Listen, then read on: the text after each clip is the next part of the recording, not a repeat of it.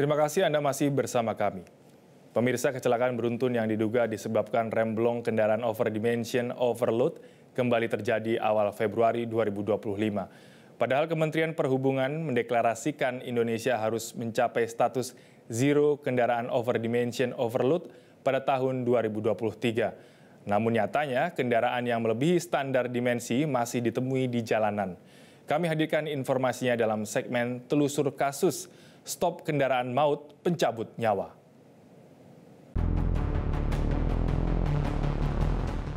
Jadi skala besar angkutan barang kita itu memang bermasalah, logistik kita.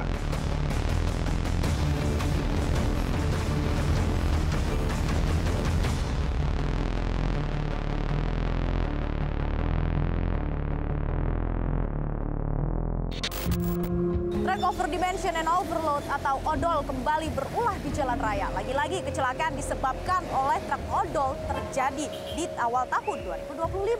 Lalu sampai kapan kita harus was-was dengan kendaraan yang membawa muatan melebihi kapasitas dan apa tindakan dari pemerintah? Ikuti penelusuran kami.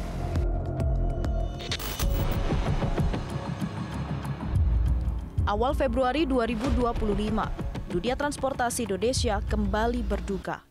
Kecelakaan beruntun yang disebabkan truk pengangkut galon air mineral akibat remblong terjadi di gerbang tol Ciawi 2 Bogor arah Jakarta. Kecelakaan ini mengakibatkan setidaknya 8 orang tewas dan 11 lainnya luka-luka. Kendaraan diduga mengalami gagal fungsi rem atau remblong sehingga menabrak rangkaian kendaraan yang sedang melakukan transaksi pembayaran e-tol. Peristiwa ini menambah panjang daftar kecelakaan yang disebabkan oleh truk overdimension overload atau odol. Truk odol mengacu pada kondisi di mana muatan truk melebihi standar dimensi.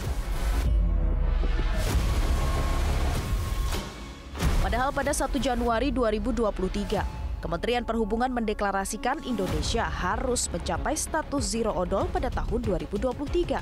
Namun nyatanya kecelakaan karena truk odol terus-terusan terjadi.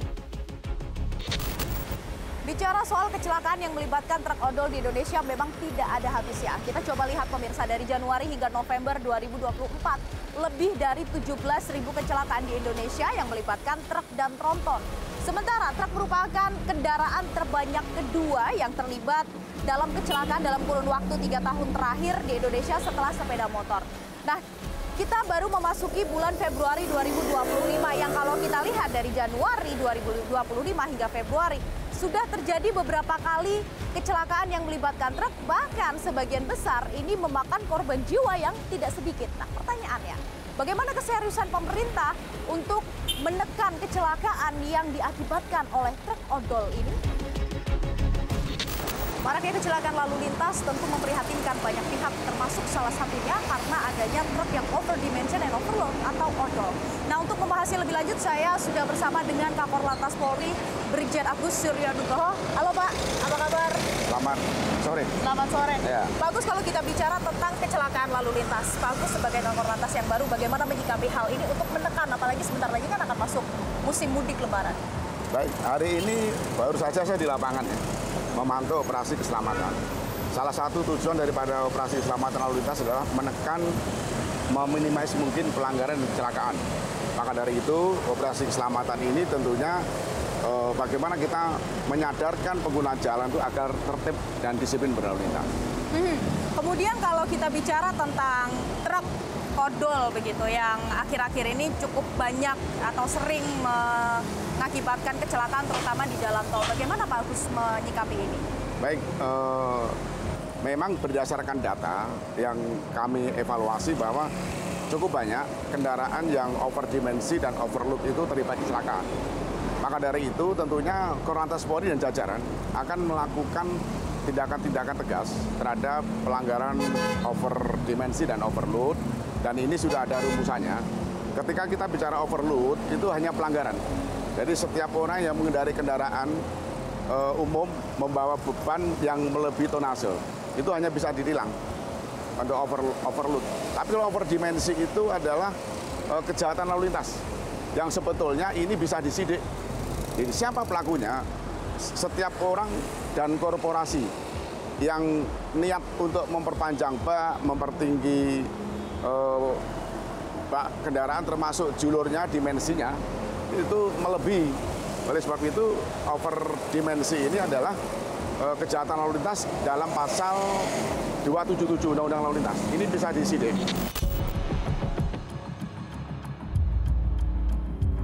Namun ternyata memberantas truk odol tak sesepele itu. Gemilang Tarigan, Ketua Umum Aptrindo menyebut truk odol terjadi karena persaingan yang tidak sehat dalam dunia transportasi angkutan barang.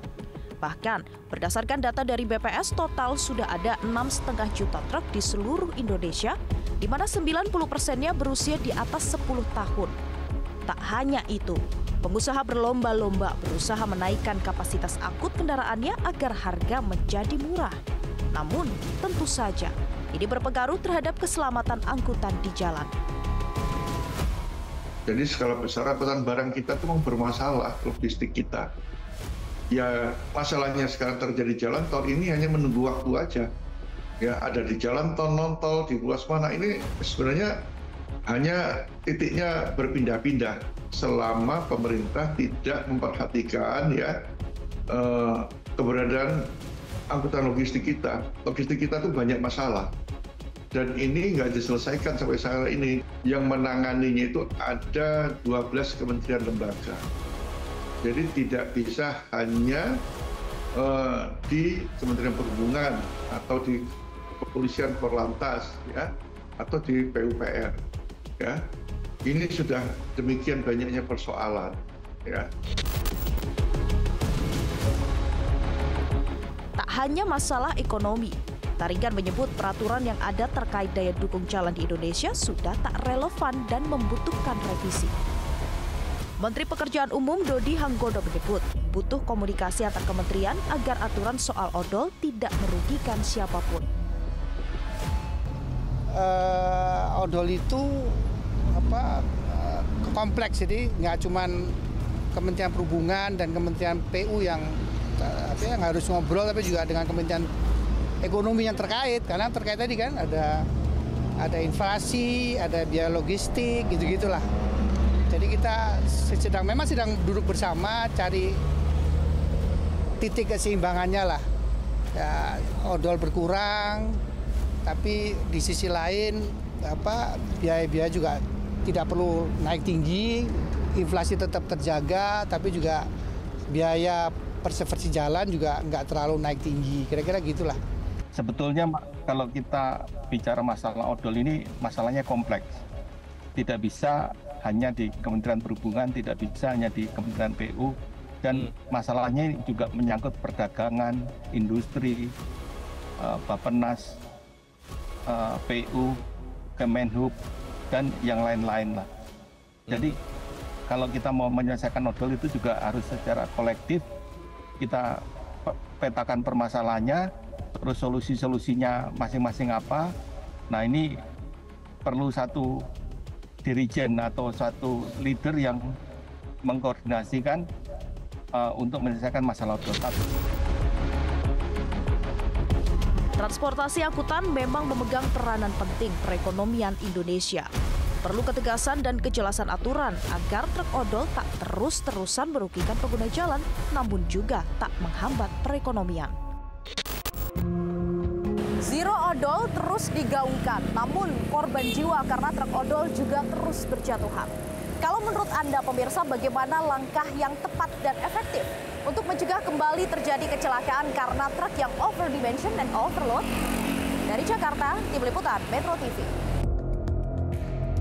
Jelajahi cara baru mendapatkan informasi. Download Metro TV Extend sekarang.